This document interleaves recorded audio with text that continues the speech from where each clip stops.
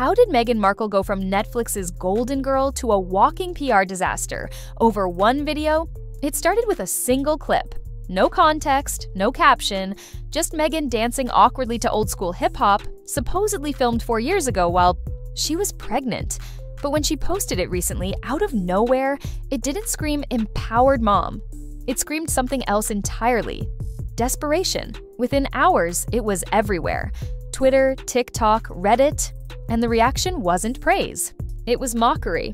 The memes came fast, parody accounts jumped in, and suddenly Meghan Markle was trending for all the wrong reasons. This wasn't a relatable moment, it was a cultural misfire. And that's when things started spiraling. Behind the scenes, this video wasn't just another social post. It was a corporate problem. Meghan still had an exclusive content deal with Netflix, a platform that had invested millions into crafting a narrative around her personal growth and public redemption. The centerpiece? Her upcoming docuseries, With Love, Meghan, a show meant to highlight her journey through motherhood, self-reflection, and empowerment. So when she dropped a video that looked like a tone-deaf attempt at going viral, the reaction inside Netflix wasn't laughter. It was panic. According to insiders, top executives, including Greg Peters, were caught off guard. The video didn't align with the show's message or the image they were banking on. Emergency meetings were held, phones rang nonstop, and a direct request was issued: take the video down immediately. But Meghan refused. She saw the video as a form of self-expression, a way to reclaim control over how she was perceived after years of being picked apart in headlines. But the timing couldn't have been worse. Netflix viewed it as a breach of brand alignment. They weren't just backing a celebrity, they were backing a product, and suddenly that product looked unstable. So they issued a warning.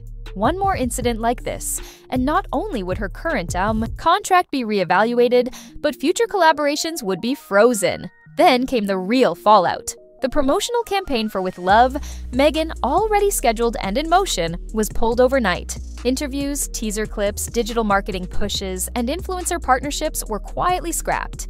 Meghan's access to the editing suite was revoked. She'd wanted to help shape the final cut of her series, but now she wasn't even in the room. Support within Netflix started evaporating.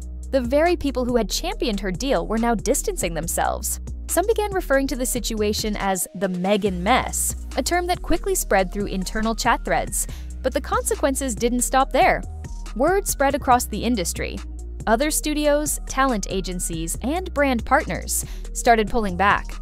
A top talent agency even issued a quiet advisory memo to staff: avoid high-risk partnerships with talent involved in current corporate controversies. Translation: don't touch Meghan right now. Even Meghan's loyal online base began cracking.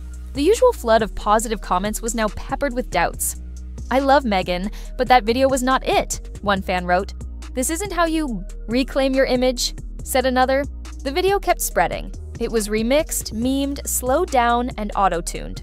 People stripped away any context or dignity it may have had, turning it into an internet punchline. It was no longer about the message, it was about the spectacle. Meanwhile, Meghan doubled down. Privately, she told friends and insiders that she wouldn't be bullied into silence, that she had every right to post something joyful, that the backlash was just another example of the world trying to control her narrative. But the louder she insisted, the quieter her supporters became. Inside Netflix, damage control was in full swing. Press previews for her series were delayed. Media training for spokespeople was updated to avoid discussing her by name. Her image was being scrubbed from internal decks and promotional slides. And then came the legal talk. Nothing official. No lawsuits. But whispers began about breach of promotional clauses, potential violations of brand agreements, and whether Netflix had the right to walk away from the deal altogether. At the same time, Meghan's team started floating ideas. Maybe it was time to go independent, launch her own platform, become her own media brand, unfiltered, uncensored. But there was a problem. No one was lining up to fund it. Investors like predictability, structure, control. Right now, Meghan was offering none of that.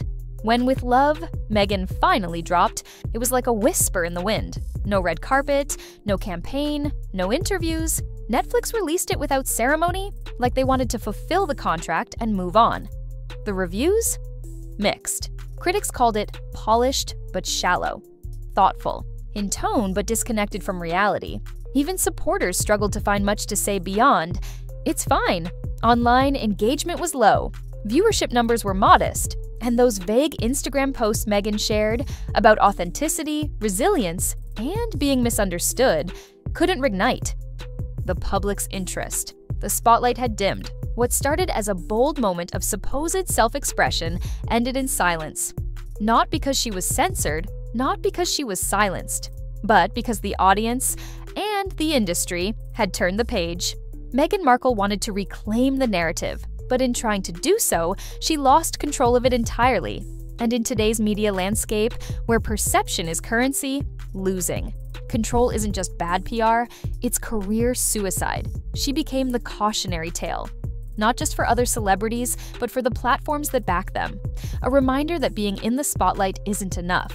You have to know what to do with it. Because fame doesn't come with immunity, it comes with a microscope.